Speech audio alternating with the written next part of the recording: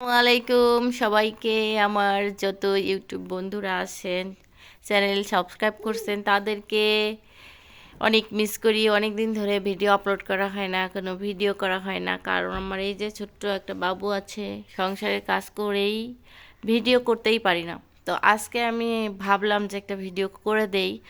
সেটা হচ্ছে এই যে এরকম একটা বাসায় যদি বড় কন্যা সন্তান থাকে, তাহলে আপনার সব ধরনের হাতের কাজে হেল্প হয়ে যাবে। সে আপনার সব কাজ করে দিবে। হুম। আমার ছোট মেয়ে বলে দিচ্ছে হুম। তো আমার বড় মেয়েটা দেখেন আমার সব কাজ করে দিচ্ছে, আমি বসে আছি আমার ছোট মেয়েটাকে নিয়ে। আর শীতকালে সব সময় এরকম একটা করে বিছানার উপরে কম্বল বিছাই দিবেন, তার উপরে বাচ্চাকে শোয়ানোর চেষ্টা করবেন, নইলে বাচ্চাদের প্রচুর ঠান্ডা লাগবে, কারণ বিছানা অনেক ঠান্ডা তোষক। তো আমার মেয়ে দেখেন সুন্দর করে সব কিছু গোছায় দিল।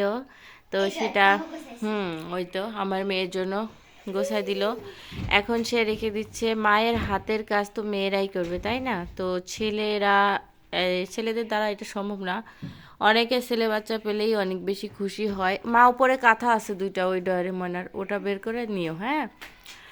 আর আমার হচ্ছে দুইটা রাজকন্যা, তাতে হয়তো বা অনেকেই খুশি নয়, কিন্তু আমরা অনেক খুশি। আল্লাহর কাছে আলহামদুলিল্লাহ শুক্রিয়া আদায় করি যে আল্লাহ আমাদের দুইটা কন্যা সন্তান দিছেন। আমি যখন দ্বিতীয় মেয়েটা আমার পেটে, তখন সবাই বলতো যে আমার মধ্যে যে সিমটমগুলো দেখা দিছিল, তাতে নাকি ছেলে বাচ্চাই হয়, গ্রামের মানুষ সেটা আর কি বলে, সব সময় বলতো। আর আমি আল্লাহর কাছে মনে মনে বলতাম আমার যেন একটা মেয়ে সন্তান হয়, কারণ আমার দুঃখ বোঝার জন্য মেয়েই যথেষ্ট, ছেলেরা না। আর ভবিষ্যতে দুইটা মেয়ে হবে মানে দুই বোন, একে অন্যের মেরুদণ্ড, আত্মা। এক বোন আর এক বোনের খোঁজ খবর রাখবে, এক বোন আর এক বোনের সাথে সুখ দুঃখের কথা শেয়ার করবে, এক বোন আর এক বোনের বাড়িতে যাবে। বোনেরা এমনই হয়, কিন্তু ভাইরা হয় না। আমার যদি একটা ছেলে হতো আর একটা মেয়ে হতো, অবশ্যই হয়তো বা দূরত্ব বেড়ে যেত।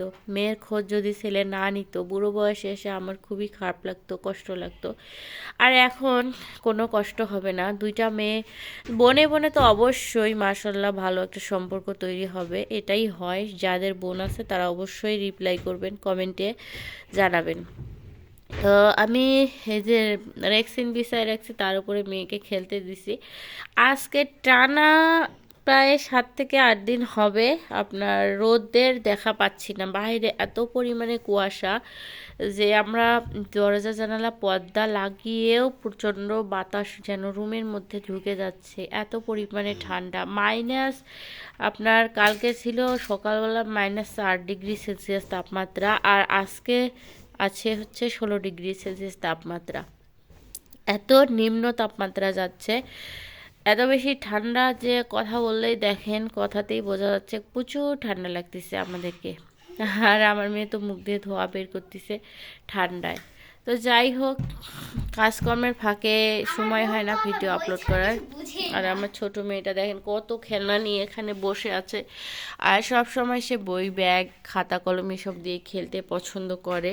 তো এই সব কিছুই আর কি ওকে দিয়েছি। আর এই শীতে এই ক্রিমটা আর কি অনেক ভালো, যারা চান তারা এই ক্রিমটা ইউজ করতে পারেন, অনেক ভালো।